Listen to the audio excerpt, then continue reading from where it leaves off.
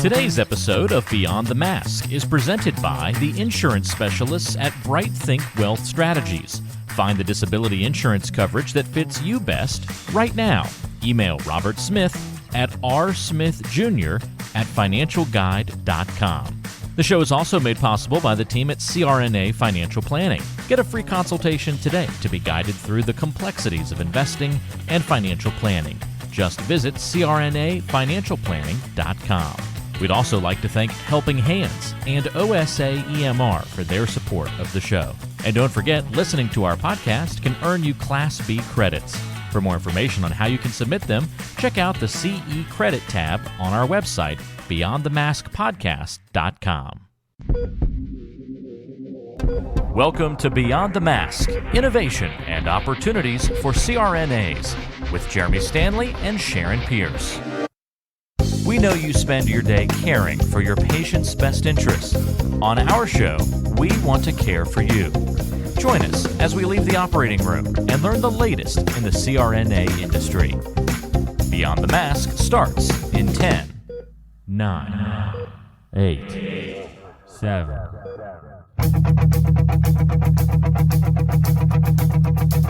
Welcome to Beyond the Mask. I'm Jeremy Stanley, and I've been working with CRNAs for over 23 years, and I'm married to one.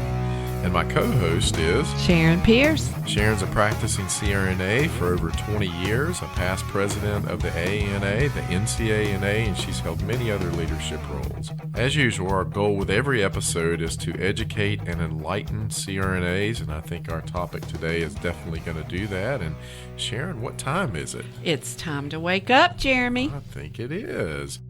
Well, hello, Miss Sharon Pierce. How are you today? I'm doing good. I just got home from work. I run in screaming hot. Well, I think we got another great episode lined up today. Oh, I think so too. This is a topic of interest to me. So, well, I'm good. Yeah. Well, let me introduce our guests. We have Miss Marianne Cosgrove with us. Welcome, Marianne. How are you? I'm doing wonderful. How about you today up in Connecticut?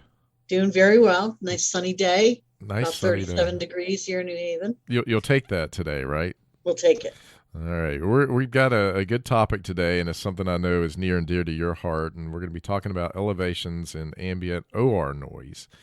And it's something that, from an outsider's viewpoint, I would have never thought about this. My wife is a CRNA, and I hear her talking about different surgeons come in and, they've got the radio blasting and they're playing this, they're doing that. And it just kind of made me think back when I read your topic. So, but before we get into that, why don't you tell our listeners who might not know you a little bit more about you and your background? I have been a certified registered nurse anesthetist since my graduation back in 1990.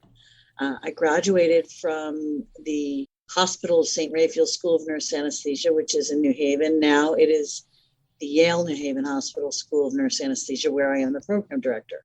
So I have had a wonderful career. In the interim, have gotten a Doctor of Nurse Anesthesia practice and a PhD from Virginia Commonwealth University. Go Rams.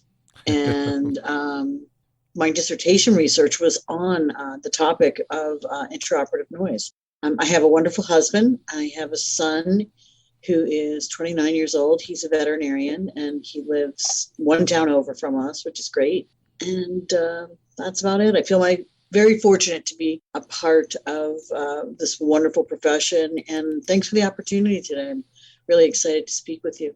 Absolutely. Well, we're excited to speak with you too. And Sharon, I'm going to kick it off here. I know Sharon's biting at the bit here to start asking questions, but how did you become interested in noise as the focus of your research, Marianne?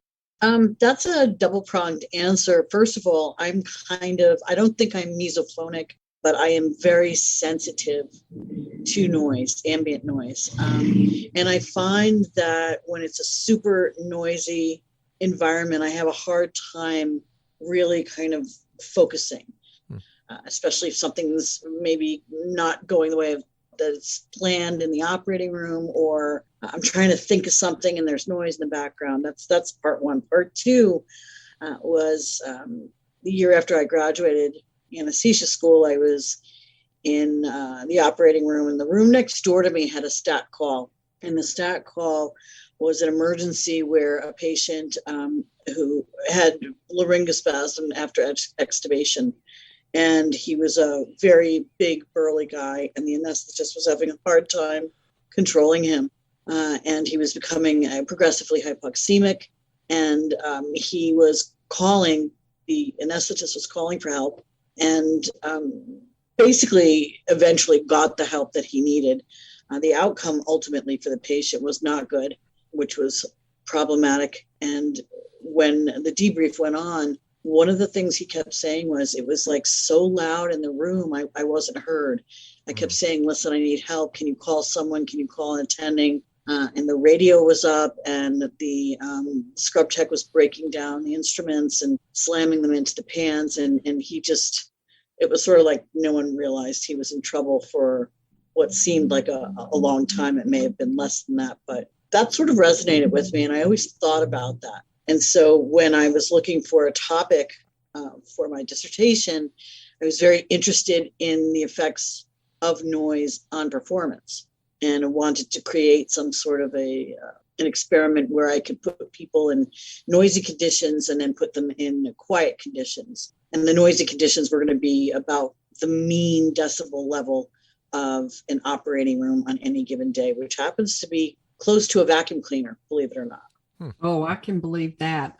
Well, this topic is extremely interesting to me, and I'll give you a little bit of background, Marianne. I was an OR nurse for a couple of years before I went into anesthesia. And back then, and that was a long time ago, everybody in the room had to stop what they were doing during induction. And the circulator always went to stand beside of the bed as anesthesia was putting the patient to sleep. And that was in our protocol in the operating room at that time. And that was in the late 80s. Now, that's not the way it is typically anymore. But I will tell you, I went back to work in a hospital after about 16 years of being gone recently. And they do that at the hospital that I work at. Now, emergence is a whole different ball game. It's not like that anymore because everybody's breaking down everything and they're wanting to turn everything over quickly. So this is a real interesting topic to me. But tell me about the study that you actually did and how you did that. That sounds absolutely intriguing.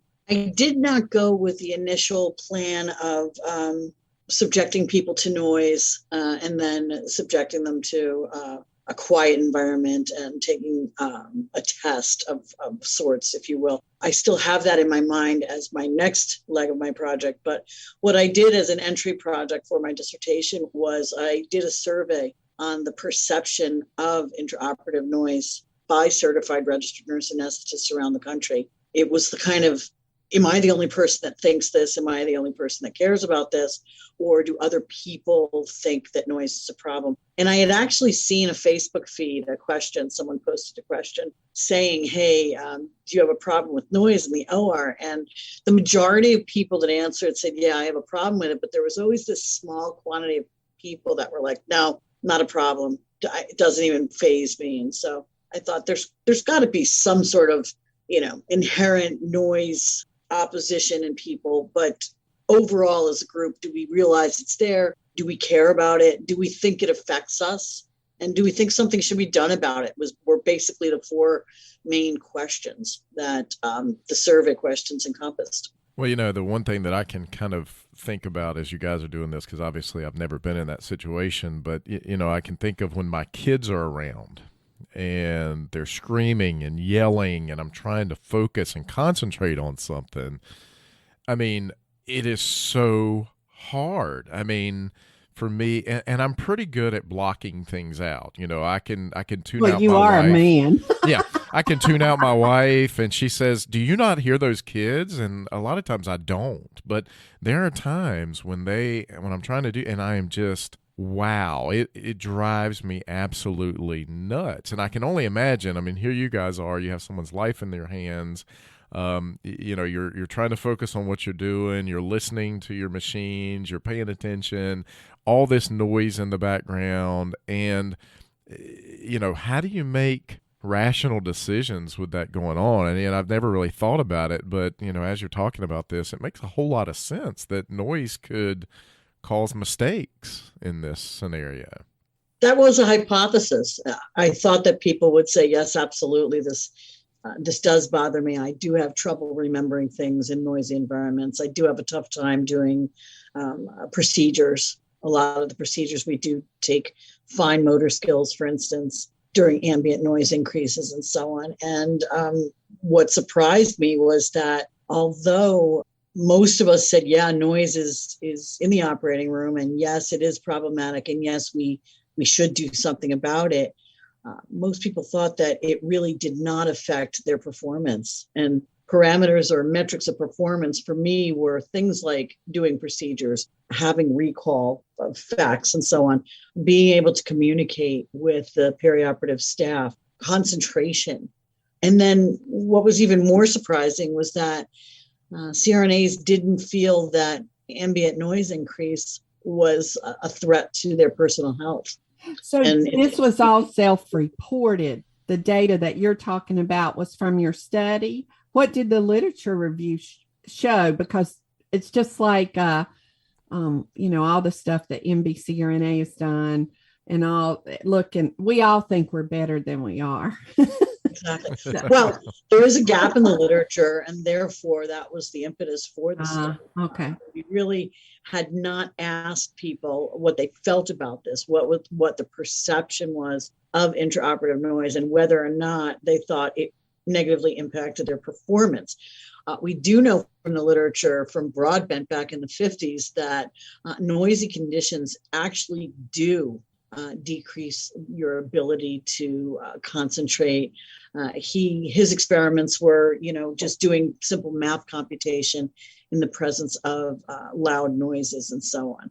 And for the most part, the literature review did suggest that noise was very impactful in terms of performance, except for one study that I found from the military that said that certain people actually do better in noisy conditions. And these were guys that were working on the airfield. So I thought that was interesting, but that was the only outlier that I could find. For the most part, the literature supports the fact that we do not do as well as we should in noisy conditions. I would suspect in construction, and my husband's in construction, so I would think that there would be something in that literature that suggests the very same thing. Well, OSHA actually does. Yeah. OSHA will actually limit, if you're like your husband, if he was in an area where there was greater than 80 decibels or greater for a time span of 8 hours, he would have to be provided with ear protection. So what is the OR? How many decibels are in the normal OR? Well, in the normal OR on a day-to-day basis, this is a regional thing. Certainly if you're in a plastic surgery room and there's quiet classic music, nothing. But, for the most part, if you're in larger rooms, bigger cases, and the bigger the case, obviously, the higher the noise, it seems. The decibel range is usually in the high 60s, low 70s. Wow. So it could be almost like a construction site. Well, absolutely. If you're doing orthopedics, it is a construction. Oh, and it exceeds, sometimes it can go into the 90s in orthopedics from drills and so on. There are certain pieces of equipment, even the bear hugger at the head of the bed, that continual drone. I feel like a sense of relief when I shut it off at the end of the day. Oh, that feels so much better. So, and we asked, one of the questions that we asked in our survey was, what noise level do you perceive in the operating room on a daily basis? My perception of the typical level of ambient noise in the OR is. And the answers were interesting in that it was, barely audible, very loud, quiet, moderately loud, very loud, and uncomfortably loud. And we used those labels because that matched a chart from the Environmental Protection Agency in California in 2000. Painfully loud, uncomfortably loud, very loud, moderately loud, quiet, very quiet, and barely audible. And the overwhelming response, 73% of respondents said that it was moderately loud. But yeah, OSHA regulates construction, but it doesn't regulate healthcare, even though we could actually be in a place that has as many decibels as they regulate. Did I say that right? Yeah. And we had a nice return on the surveys. We needed 382 for power, and we ended up with 528 responses. So we certainly got power. But the responses were surprising, which I guess is the part of research that's most exciting. You have an hypothesis and you think it's going to turn out this way, and some did, but many did not. Now some of the negative flow rooms are so loud. It's like they hum all the time with the repeated turnover that we have to have with if you're doing COVID cases in there. It's true. Things to think about as well as the anesthetized patient. We have the capability in higher amounts of noise to constrict the smaller muscles in our ear canals to sort of protect our tympanic membranes. In an anesthetized, particularly paralyzed patient, they don't have that ability. So their ear canals are wide open. So if you've got someone who's in an orthopedic room or one of those negative flow rooms that you talk about, you really should consider putting soft ear plugs in them, because they lose the capability to protect their eardrums. Wow. Well, that's something I've never thought about. I know back in the old days when we used to pre-treat with curare, they used to say it sensitizes their ears, the stapes, and so everything gets super loud. And I've had a number of anesthetics, and it's true. Right before you go to sleep, it's like everything in the room is so loud. But I never thought about what you just said. As a CRNA, you spend years preparing yourself for this career, so we don't want to see you lose out on any of the income you've worked so hard to earn.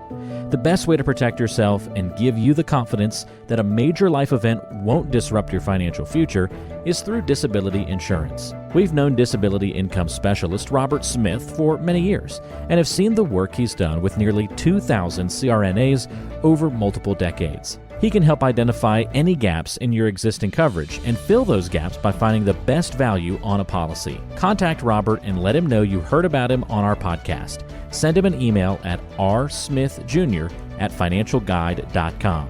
That's rsmithjr@financialguide.com. Or call him at 504-394-6557. Protect your greatest asset as a CRNA, yourself and your ability to earn a living by adding disability insurance to your financial plan. Marianne, was from the surveys, was there any impedance of communication amongst folks in the room? I mean, because it would seem to me that this could affect that as well. The question was, elevated levels of ambient noise in the OR limit my ability to effectively communicate with members of the OR team. And strangely enough, 44% of respondents said sometimes, and another 34% said rarely. Wow. So that on a Likert score of 1 through 5, the mean total for that was 2.77, 3 being neutral. Mm-hmm. So it was actually directionally pushed more toward, not really. Yeah, not really. So that was a surprise. That was a real surprise. That is a surprise. Now, I've had to get sharp before when people weren't listening. My perception was they weren't listening and I needed help or something was happening. And I think your tone can tell a lot of things, and I have done that before in an emergency. I know I can tell you when you're being curt with me, Sharon, your tone changes. I get that. I know you do. I know you know. Maybe I me know and Pierce you are know. the only ones that get to experience that, but I do No, you're understand it not. now. All right. So, what are some of the things we've already talked about? Instrumentation, suction, radio, airflow turnover, different machinery. Anything else that we've missed that can contribute to the ambient noise in a room? Conversation was a big one. Mhm. And what I mean by conversation is not the conversation that has something to do with the case, but the, Right. hey, what'd you do this weekend? Blah, blah, blah, that kind of thing. So conversation and ambient music were way up there. Number of bodies in the room and amount of entries and exits. Mhm. Those are the four things that we actually studied. And the winner was non-essential conversation, and that was statistically significant, followed by number of bodies in the OR and presence of music as well. So, and music is a tough one. If you tease that out, some people really enjoy music, including me, as long as it's not blaring and not, just pounding in the room, as we sometimes do see. So, but music actually relaxes people. Yes, it does add to the overall decibel range, but it sort of brings a sense of exactly. It sort of brings a sense of collegiality as well. I mean, people are all listening to music, relaxing, feeling it, and so that's, although a contributory source, it could be a positive as well. And it all boils down to education. What was interesting to me as well is that for the most part, CRNAs didn't feel that this increase in ambient noise was a threat to their health, their overall health. And it's been shown over and over again that noise stimulates the HPA. And so you're going to secrete more cortisol, your blood pressure is going to go up, your heart rate's going to go up. And if this happens over and over and over and over on a daily basis, this could lead to things like hypertension, type 2 diabetes. So when asked the question, elevated levels of ambient noise in the OR negatively impact my health, 37% said rarely, and another 30% said never. Wow. So that's 67%, the grand majority, feel that it has no impact on their health. So why is this? Is this an education issue? Is this something that we should be talking about in our anesthesia programs, about protecting your patients and protecting yourself against loud noise? Wow. I mean, it's interesting to me on the research side of this, because it almost seems as though what I'm hearing from you is that in this case, the CRNA is saying, nah, doesn't really bother me. I'm good. I can do my job. It's okay. I mean, that's kind of, and Sharon, I don't know your viewpoint because I've never been in that situation, but, I'd imagine most CRNAs don't want to talk about limitations, and it would be very hard for them to admit that, there was some sort of limitation on them practicing anesthesia. I mean, I'm just, again, I'm looking for guidance because you guys do it and I don't, but as well as I know CRNAs, I know there's one thing, well, there's a couple of things I know. One, you don't like to be wrong. Two, you like to be right. And three, you don't want to, to admit that you have any limitations. So, yeah. Well, music usually doesn't go on until the patient's asleep. And I know for me personally, during the procedure, it doesn't bother me. If it's too loud and it's annoying me, I'll tell them you need to turn it down just a little bit. But when I'm waking somebody up, I do tell them to turn it off. Do you? Okay. Yeah, I do, because I don't want to wake up listening to that. I also have them turn the OR lights off because I don't want to wake up with those lights in my eyes. So I have them turn them off whenever they're waking up. So, but during the case, I truly don't think that music bothers me during the case. But maybe I don't know my limitations either. But you in the OR and even in a procedure room, at the end of the day, when you turn everything off, then you realize wow, it was really loud in here. And you can just feel your body just relax. My husband sleeps with a fan on, and I hate that thing. But 38 years, I made a compromise. But in the mornings, if he happens to get up before I do, which is rare, but I'm like, turn that fan off, and I can just feel my body go, when that fan is off. Sharon, you're not being honest. You're really not being honest here. In what way? Because, Pierce has slept in our room before, and he snores so daggone loud that the fan is the least of your worries. I promise you. The CPAP has helped that out a lot. So, yeah. But, we have oxygen concentrators that we use in the GI clinic, and those things are loud.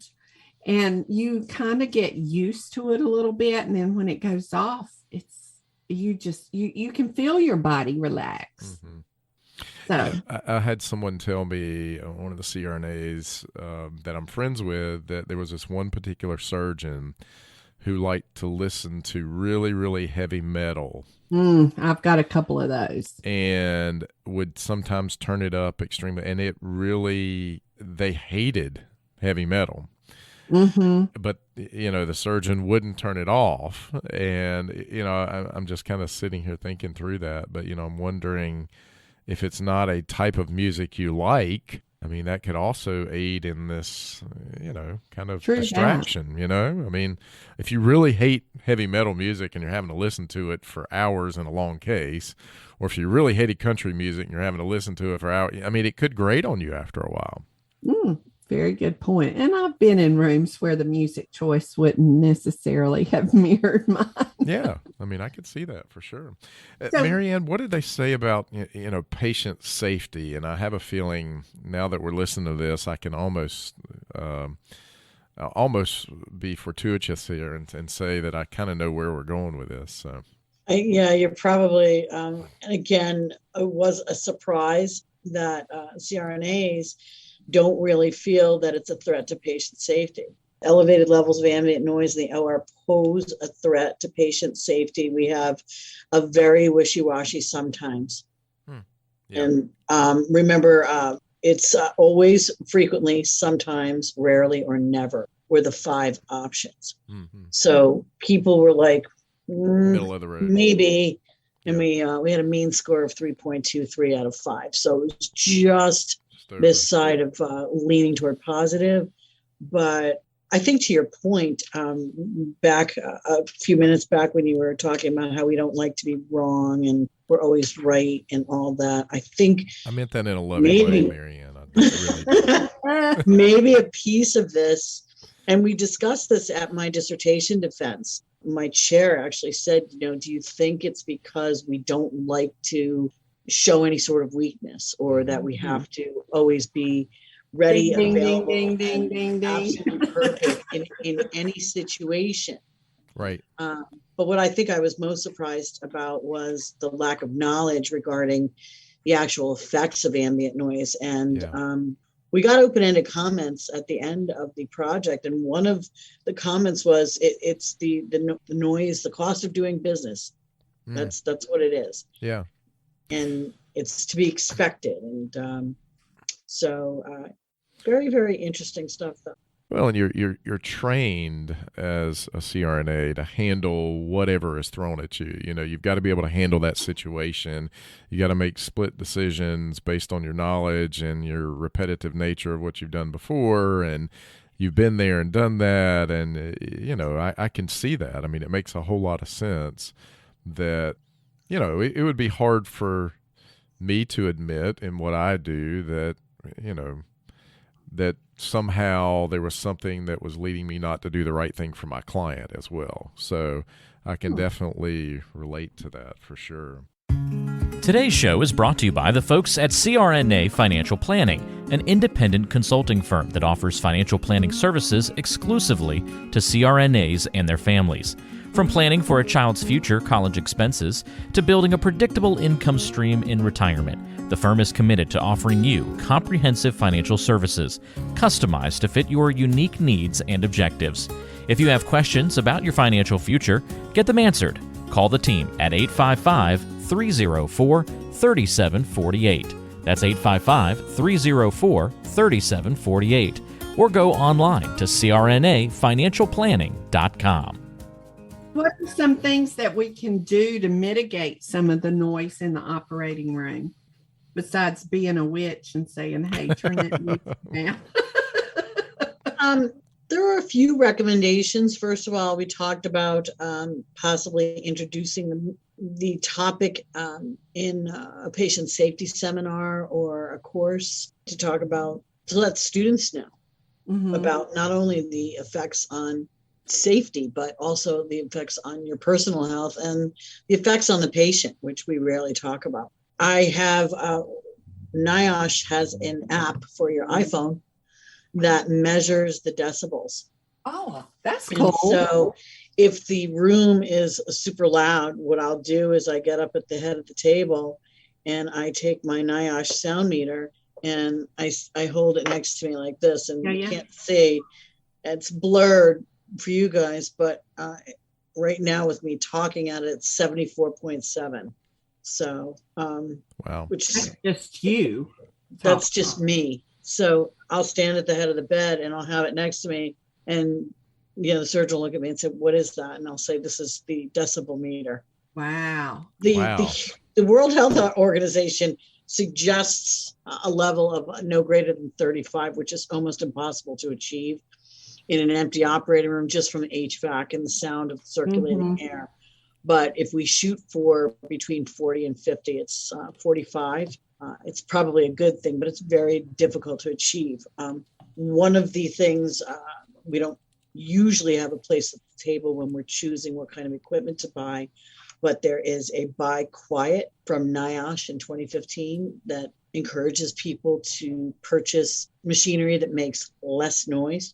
Well, the Apple Watch does it now too, doesn't it? The Apple Watch tells you if you're in a really loud, but I don't know what the decibel level it is that it defines as being loud.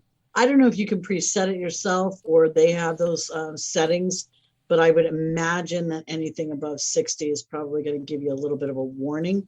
Creating no interruption zones. I don't know if you know that pilots have something called the sterile cockpit, where during takeoff and landing, and anytime they're below 10,000 feet, they must be quiet in the cockpit. There must be no non-essential conversation. If it has to do with the flight, it's one thing, but otherwise they need to be completely quiet. So we could sort of mimic that in the operating room, and what you're talking about with quiet on induction. Usually during the timeout, I'll ask for quiet on induction and emergence.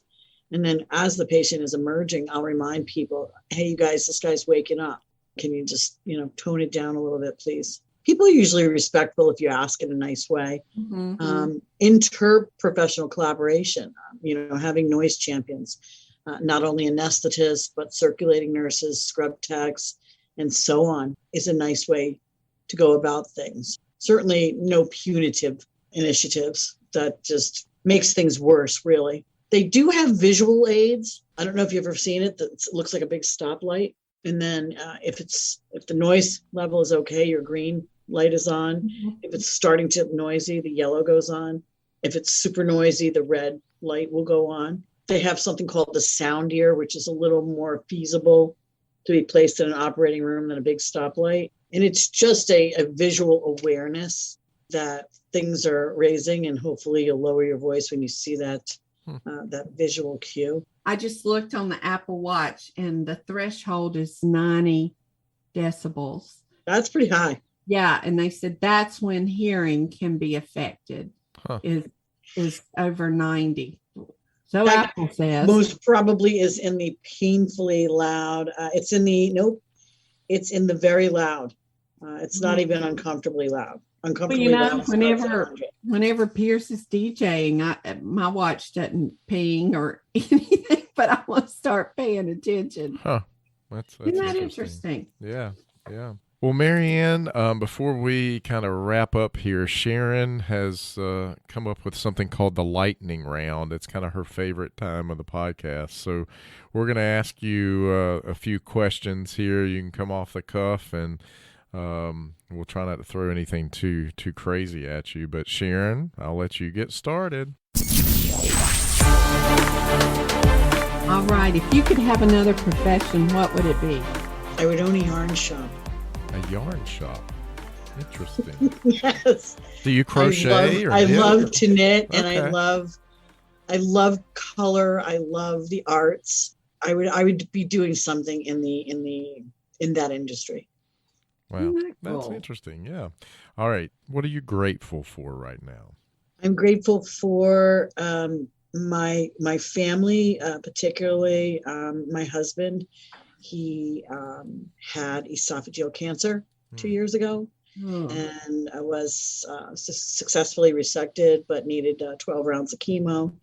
He's doing well. Our fingers are crossed. We're still in the every 6-month CAT scan phase, but knock wood, things have been okay thus far. And we just came back from an amazing vacation for our 35th wedding anniversary on the Amalfi Coast. So I'm grateful for all of that. That's awesome. Nice. That's Well, wonderful. along that vein, if you had 1 year left to live, what would you do? Go back to the Amalfi Coast? I think so. It's funny you mentioned that, but I think I would try to spend time in Italy, maybe rent a little villa in Tuscany and live simply, eat really good, clean food. And I'm actually trying, my goal after I finished my dissertation was to learn how to speak Italian, and I'm stumbling through Duolingo right now, but I'll tell you, the older you get, the harder it is to absorb new information, but that's what I'd like to do. Very neat. Marianne, what is your superpower? I think my superpower is caring for other people before myself, caring how they feel, what they need. And it's funny because I don't usually come off like that. I keep a very sort of serious facade, but I'm kind of like an M&M. I'm crusty on the outside and, smooth and yummy on the inside. I'm an empath. And I think that's probably my superpower, really. I think sometimes it goes overboard and it starts to hurt me a little bit. It takes a lot from me, but I really, really worry about others and think about their needs and keeping them happy. And Yeah. What a great superpower. And I've always said you never go wrong by doing right. So that's a good one. So, well, Marianne, as we kind of conclude here, thank you so much for being on the show. We really appreciate it. Is there anything you'd like to say to our listeners or get across from your topic and so forth today? Just be aware. Be aware of your surroundings. Notice noise levels. Know that it's negatively impacting your personal health, your patient's health, and possibly your patient's safety. And when you can, see if you can control the noise.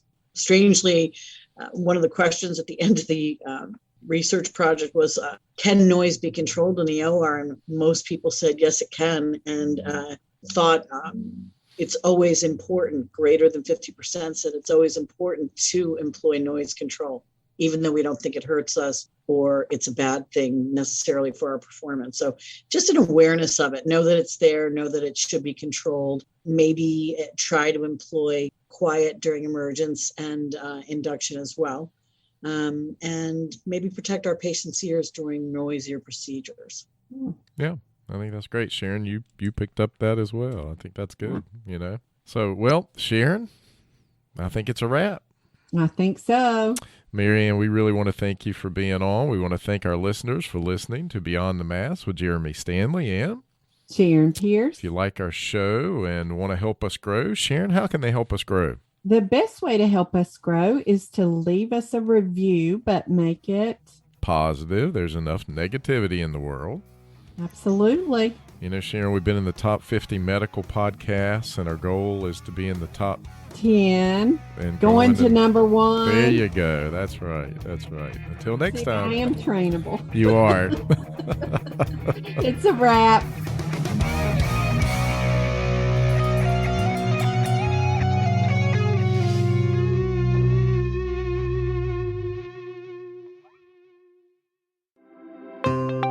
Have you thought about what would happen if you weren't able to work for 2 or 3 years? You know, on average, 25% of people will file a disability claim, and most of us aren't prepared for that loss of income. Every CRNA needs to protect their biggest asset, yourself, and your ability to earn with a disability insurance policy. We recommend contacting Robert Smith, a master disability insurance specialist with more than 30 years of experience and 1,800 CRNA clients, to find the coverage that fits you best. The best way to do that is to send him an email at rsmithjr@financialguide.com. That's rsmithjr@financialguide.com, or call him at 504-394-6557. Beyond the Mask is made possible by the team at CRNA Financial Planning. With almost 2 decades of experience, the firm guides CRNAs through the complexities of investing and financial planning. Schedule a free consultation today by calling 855-304-3748 or go online to crnafinancialplanning.com. Hi, this is Jackie Rolls, President of the International Federation of Nurse Anesthetists and President and founder of Our Hearts, Your Hands, a global anesthesia support community that takes donations to allow nurse anesthetists in low and middle income countries to go to educational programs, buy equipment, or textbooks. Your donations are tax deductible, and we would appreciate your support. OSA EMR is a free anesthesia EMR developed by CRNAs that you can download and use on an iPad. Our nonprofit mission is to make sure that solo and small practice CRNAs can digitally record their anesthetics. To learn more, visit osaemr.com to download and consider donating to our cause. Remember, for CRNAs, data is destiny. Be sure to subscribe to the show on Apple Podcasts, Google Podcasts, Spotify, Stitcher, and anywhere you like to listen to shows. Also, be sure to check out BeyondTheMaskPodcast.com. Each episode is posted there with a corresponding blog post, and we timestamp important parts of the episode to help you quickly get to the content you're looking for. Also, check out the special series section on the site. You can follow along and catch up on the CRNA History Series, episodes specifically about political conversations in the industry, or try the CRNA Personal Finance Series. It's all on BeyondTheMaskPodcast.com. And if you have a question for the show or want to be a guest, or even suggest a particular topic, fill out the contact form on the site or send an email directly to us at info@BeyondTheMaskPodcast.com. And lastly, let's take the conversation social. Check out our Beyond the Mask podcast Facebook page and Facebook group.